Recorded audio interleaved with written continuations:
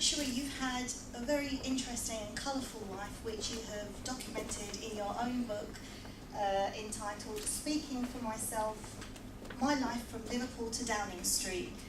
Just to set the scene for us, if you could just briefly tell us a little bit about your family background, where and the environment in which you grew up, your education, so life as Miss Cherie Booth. I'd be delighted to do that. I'm sure that as a barrister you should be able to hear me in a room like this. Can I first of all apologise for being late, but the London traffic between Marble Arch, where my foundation office is, and here is a bit of a challenge at the moment, as you all know. And I also wanted to say thank you for the opportunity to come back here to Holloway, because when my children were small we lived in Highbury and they went to St Joan of Arc school here, and as I was coming up here to the Sobel Centre, I can remember so very well taking them to activities there, and I don't think this actual shopping centre around here was even built then. And I should also say that my sister-in-law, Tony's brother's wife, runs the Islington Chinese Association, which is just around the corner from here, and is obviously another group which I think would fit in very nicely with your aims in the dialogue society. But anyway, you wanted me to say something about my background. Well, I think the first thing I would say is that when I was born, anyone thought that I would end up living in number 10 Downing Street, it would have seemed completely impossible. That's because I was born to a working class family in Liverpool. My father and mother were both actors, and so after I was born, my mum was only 21 at the time. She left me with her father's mother while she continued with her acting career, and so for the first 2 years of my life I was brought up by my maternal grandparents in a terraced house in a terraced street, very much like so many other houses in Liverpool. Nothing there to indicate anything special about my background. When I was 8, my father abandoned my mother and my sister and I, leaving her with 2 young girls to bring up. By this time, after my sister, 2 years after I was born, and so she'd given up acting and was trying to help support the family anyway, and she ended up living in Liverpool with her mother-in-law, and my father did his acting down in London. Not a great recipe for a successful marriage. And in fact, interestingly enough, my sister was born here she was born in Stoke Newton. So years later, as life has it, we came back to live in this area.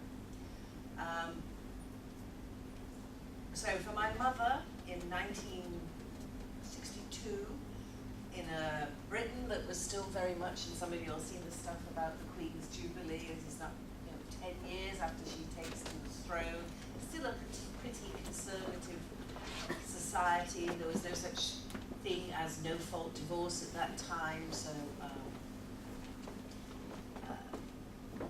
my mother would refuse my father a divorce, and so he remained married to my mother, but she didn't support his family. But I was very lucky because my mother and my grandmother, both of whom left school at 14, my grandmother because everybody did at that time, my mother because her own mother died when she was 14. Her father was a miner in Derbyshire, and there was her and her 10-year-old brother, and so when her mother died, her father says, well, you'll have to look after the family, and that's what she had to do. But they were they were obsessed by education. They wanted my sister and I to have the opportunities that they didn't have, and I was lucky. I passed the 11+, and in those days, out of a year group in my Catholic school of over 60 young 11-year-olds, only 3 girls passed the 11+ and qualified to go to what was then a direct grant grammar school. And from the day I went to the grammar school, really all the other kids that I knew around me, from that day onwards, I really had very little contact with them again. This was why years later I've been so against grammar schools, because at 11 I was fortunate enough, actually I was 10 to be honest, was fortunate enough to get to the grammar school, but there were plenty of other girls who could have benefited from that education, and their life choices at such an early stage were really constricted by that. But I was lucky. I turned out to be clever. I did very well at school. I didn't know what the heck I was going to do when I went to university, and as I always say to my kids, I was very lucky, because when it came to doing my GCSEs and my A-levels, my mum hadn't done those exams, so she had no idea what was required. So basically I could tell her anything, and she had to trust that I was saying the right thing.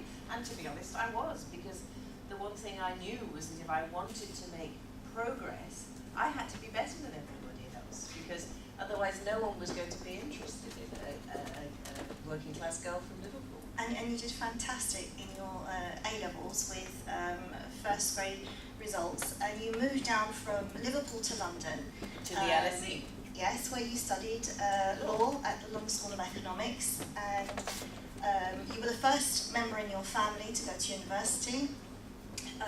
In 1976 you were called to the bar, and you became the Queen's Counsel in 1995, and you currently work as a part-time judge. International arbitrator, trained mediator, and general workaholic. Plus many more. Who or what inspired you to do what you do and achieve what you have achieved? Well, first and foremost, I think my mother and my grandmother.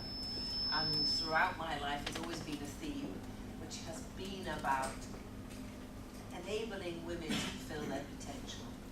Because however much people say, you know, oh, well, haven't you done well, I still think of what my mother and my grandmother, had they had my opportunities, could have achieved. Now, I'm not saying that they achieved nothing, because that would not be true, but nevertheless, their prospects were limited by their lack of education and the lack of opportunities for girls at that time. And one of the great things about me was that I was born when I was and where I was at a time when things were opening up for women, and therefore I was lucky enough to be one of the generation that was able to take advantage of that. Now I look and, you know, when I went to do my law degree, there were very few women in my course at the LSE.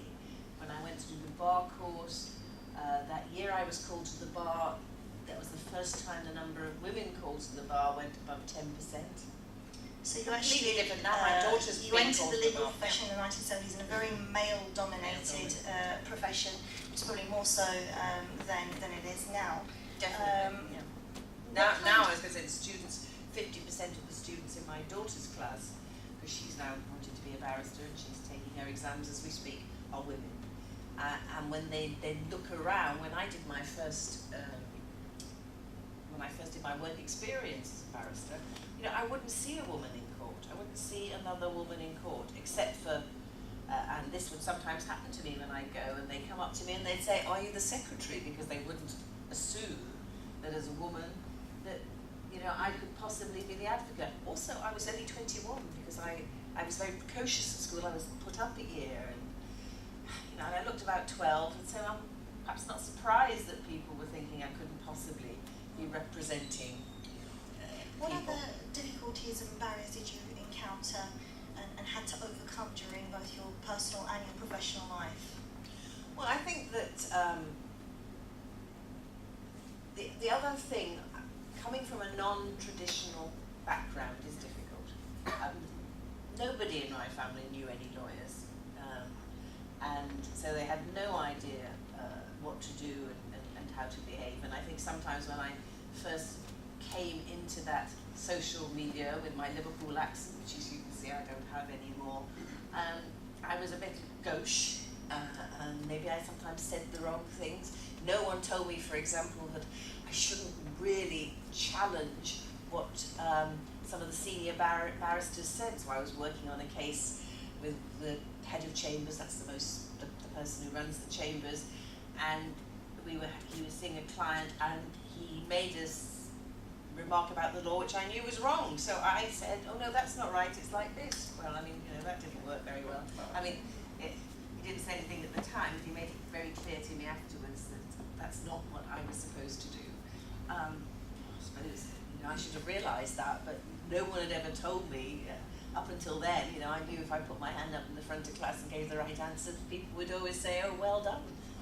So it was a steep learning curve for me, because I realised that it's not just about being clever, it's also about knowing how to negotiate the system, if you like. And if you haven't got any help to do that, it can be very difficult. But I was very lucky, because people helped me, and in particular men helped me, because there weren't that many women to be role models and mentors for me. And so I did rely on men, my pupil master, other people who would bring me into cases because they thought I was good enough and they wanted to use me. And so, no one can do anything without the help of others. Many people, like myself, struggle with personal barriers such as trying to overcome shyness, lack of confidence, or fear of failure, or other personality traits that can sometimes actually hold us back from achieving our full potential. Have you had any personal barriers that you've had to overcome? If so, what were they? And do you still have personal barriers that you are working on overcoming even today? Well, I think you're right to mention fear of failure. I think that sometimes, particularly as women, we are more afraid of failure than men, and more inclined to think, "Oh, I can't do that." They always say, for example, that if you look at job applications, when they study them, they will find that a woman will look and say, "Oh my goodness, there's 10 things you have to get this job, and I can only do 9 of them, so maybe I shouldn't apply." Whereas they find that a young man will say, "Oh, I can do 6 of those things, so obviously the job is mine for the asking." And often because they go in and ask for it, they will get it. Or we find, don't we, that one of the reasons, not the only reason, but one of the reasons why 5 years after graduating from university, where, if you like, boys and girls start at the same level, girls on average are earning less than boys, is because often the girls don't ask for the salary increase in the same way as the boys do. Now, quite why that is, it's partly the way we socialise our girls to be pleasing, and particularly pleasing to men. And it's also partly because, nice girls don't ask. All of those things, I think, happened, and like everybody else, I was also affected by that. But I was quite lucky, I think. I sometimes think that I must have been the boy in our household, because my mother and my grandmother so wanted me to succeed and invested so much in when they saw that I was clever. They didn't sort of try and hold me back. And actually, maybe that was why it was such a shock when I found that, despite the fact that I got the top law degree in the University of London, and despite the fact that I came top of all the bar finals in England and Wales, when I went to try and get a job, people would say to me, "But we can't take you because you're a girl." And that was the first time anyone had ever mentioned to me that was going to be a problem. It never crossed my mind before for some bad reason. So if I looked logically at what was going on, I would have seen that there were very few women, but it never crossed my mind. I suppose that's an advantage that didn't actually hold you back from actually trying to achieve that dream, whereas had you had that ignorance is bliss. Absolutely. Had you been exposed to maybe those kind of restraints and restrictions and prejudices, then maybe you would have thought of possibly a different career path, or maybe not have persevered as hard. But I do think you do have to be prepared to take risks sometimes and push yourself forward. And I do think that often young women are reluctant to do that. I'm not saying that all young men are so assertive either, but you have to sometimes realise you have to push yourself forwards and take a chance. And too many young girls will sit there and think, "Well, surely they must see I'm good, so why do I need to tell them?" You have to tell them too, in the nicest possible way. You've established your own charity, the Cherie Blair Foundation for Women, and you also support a vast number and range of charities. But it seems that you have a passion for championing championing the causes of children and women in particular. Why is that so? Well, I think it obviously comes from my background, doesn't it? Because of my own experiences of what happened to my mother, of what happened to my sister and I, because it wouldn't be the case to say that we didn't, along the way, encounter quite a lot of snobbery about people like us. And I sometimes think that sometimes that continued even to the time when I was in Downing Street, where I think certain newspapers felt that a working class girl from Liverpool should not be at number 10 Downing Street, and made their views quite clear. And you think that economic independence is vitally important for young women? I absolutely do, because one of the things I learned from my own mother, because when my father finally did leave, though she had, after her mother had died, it's quite a complicated story. Her mother died when she was 14. When she was 18, her dad married again. My mother was so outraged by this that as her new stepmother walked in the front door, she walked out the back with her bag packed and went down to RADA, and she actually got a scholarship to the Royal Academy of Dramatic Art, thinking, fantastic, my life as an actress would begin. Well, it did begin, but when my dad left her, she ended up working at a fish and chip shop in the docks in Seaforth in Liverpool. And I can assure you that is not a glamorous occupation. She was lucky. She managed to use her brain to get out of there, and she ended up in the travel business. But you know, that sort of experience taught me that you cannot rely on a man to support you and your children, and that you have to have financial independence, not just because you might need it, but also because it gives you a certain ability to make choices. Because if you have your own money, you can actually say, no, I won't do that, or yes, I will go for that, in a way that you can't do if you're financially dependent on whether it's your father, or your brother, or your husband, or indeed, later on in life as a widow, and one of the charities I support is about the plight of widows worldwide, your children. You have to have that ability to make your own. Lady. There's a man. Oh, sorry. Yeah. We'll take that lady there, and then I'll take that question there. Hi, my name's Samia. I have a program to sing my English, but I wanted to ask you if is there anything that you would have done differently or any regrets? I think actually, it's a terrible thing to say in some ways, but I don't really regret anything. I really have enjoyed, I keep saying I've been so lucky. I have been so lucky. I regret having been able to change the world so that we can actually say that men and women are completely equal, but I'm not done with that yet. Determined to do everything I can to make that happen before I die. That's for sure. It's difficult. I'm not sure I even regret answering the door in my 90 and getting myself plastered around the world on the day after the general election. It was a bit of a stupid thing to do, but I didn't think at the time, and I was very, very tired. And most people find that picture quite amusing, and I do in theory. It's just when I see it, I think, how would I look like that? The camera informally kind. Oh, the camera can certainly be very unkind, and often the choice of pictures. In my case, I would often have a picture of me in the papers, and I think, oh my God, how did they find that one? And then the photographer would send me a picture the next day and say, actually, this is the nice picture you took of you, but the photo editor didn't want that one. He wanted the one that made you look like some sort of demented If you'd like to answer a question. Yeah, hi, my name is Cherie Blair, and I'm also a metropolitan, but just completing the workplace with the FSA. FSA. Oh, yes, absolutely. Yeah. So, You're interested in fraud? yeah, actually, I do work in the insurance and mortgage division, so that's also what you look into. A lot of things you said, I totally agree.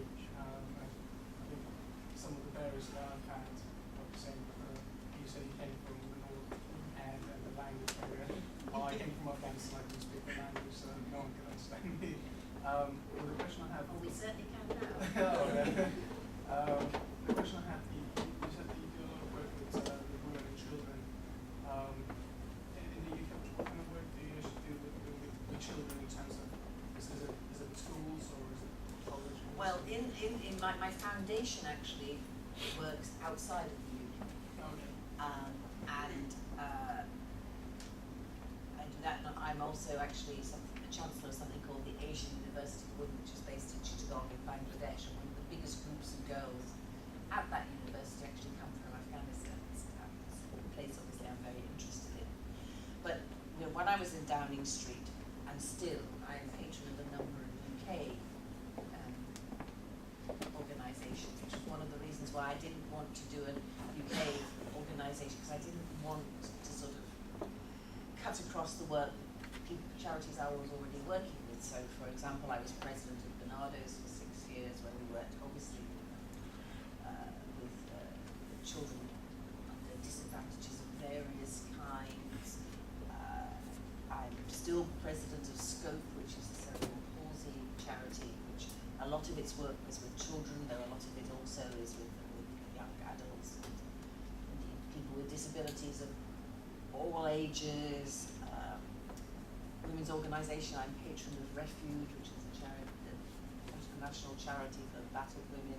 A lot of the charities I was involved with come out of the fact that as a young lawyer, I did family law as well as my employment law, and it was those interests that meant that even though I don't really do any family law anymore, I'm still very interested in those issues about violence against women, about abuse of children, about what we do with youngsters who have become disaffected with the system and start being drawn into bad behaviours, whether it's drugs or prostitution or indeed obviously criminal behaviour and lands in jail.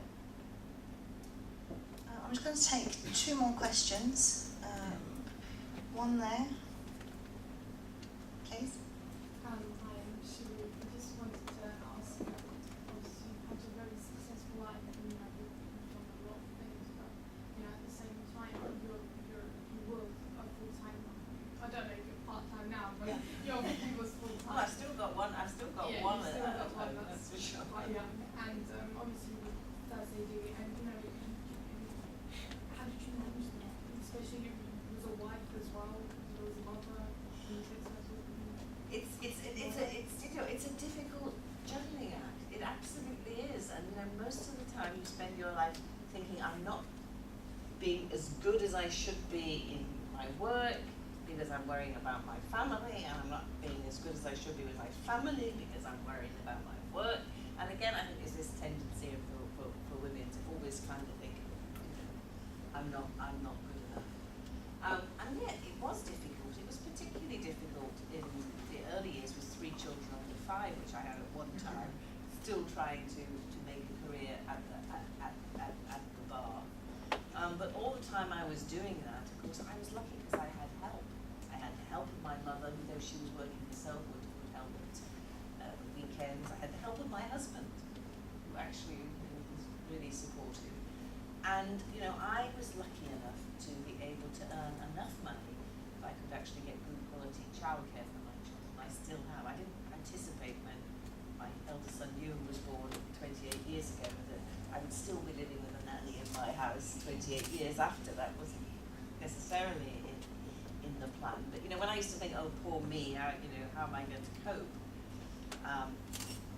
Like the time I was doing a tribunal case in Cambridgeshire, and then I had to get in the car, drive all the way up to the constituency in Durham where Tony had invited people for dinner that night, and therefore I had to cook the dinner, and I brought a leg of lamb with me. Talking to the Morrison Singh special offer on that, and I stuck it in my bag, and when I got to the tribunal, the blood had dripped on the brief. I mean, it wasn't a pretty sight. It wasn't terrifically well organised. But then I think, when I think what my mother had to do without my resources, I really had nothing to complain about.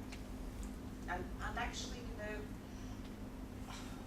in our country today, most married women do work. And most married women with children work. They work in the home and they work outside of the home.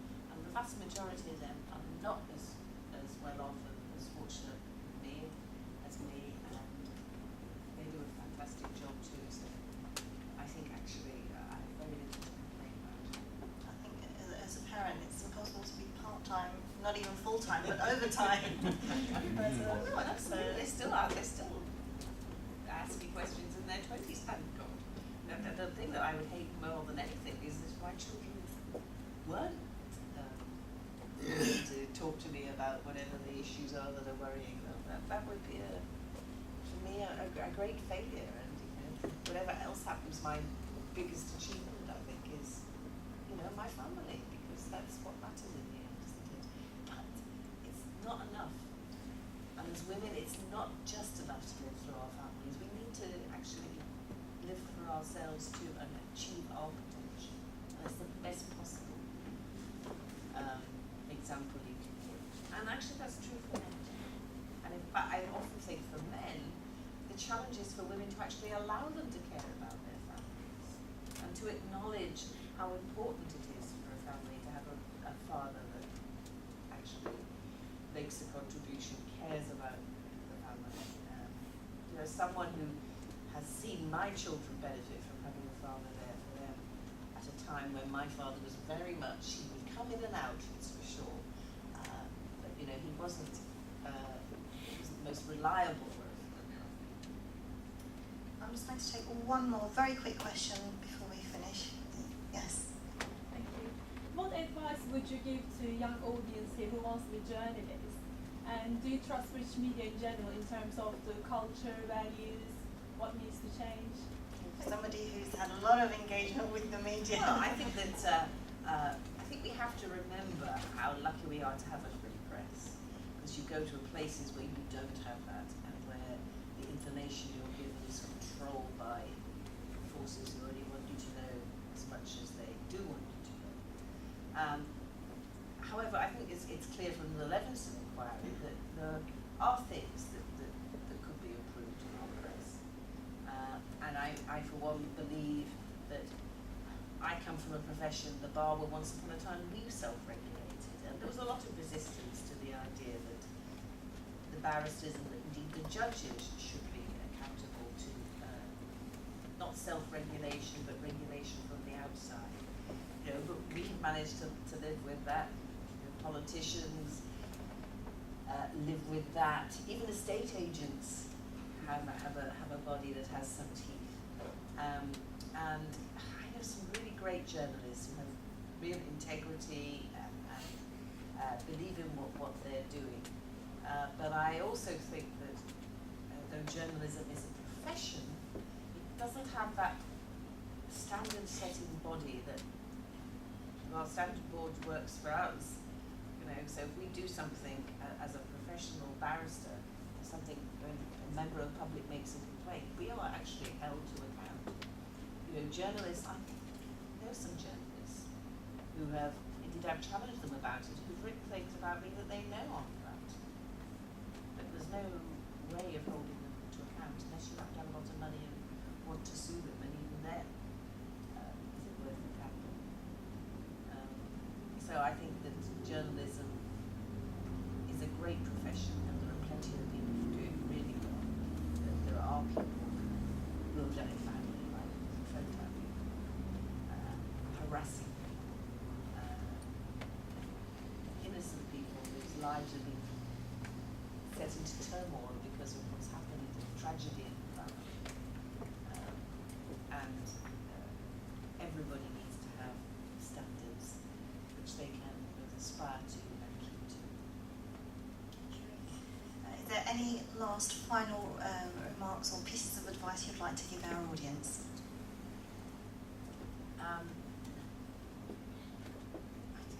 I think that, you know, I'm always a glass is half full, not a glass is half empty sort of person. So I think you just need to be optimistic and believe that you can change things. Because if you believe that, you probably will. It's there. Some of you know Margaret Mead's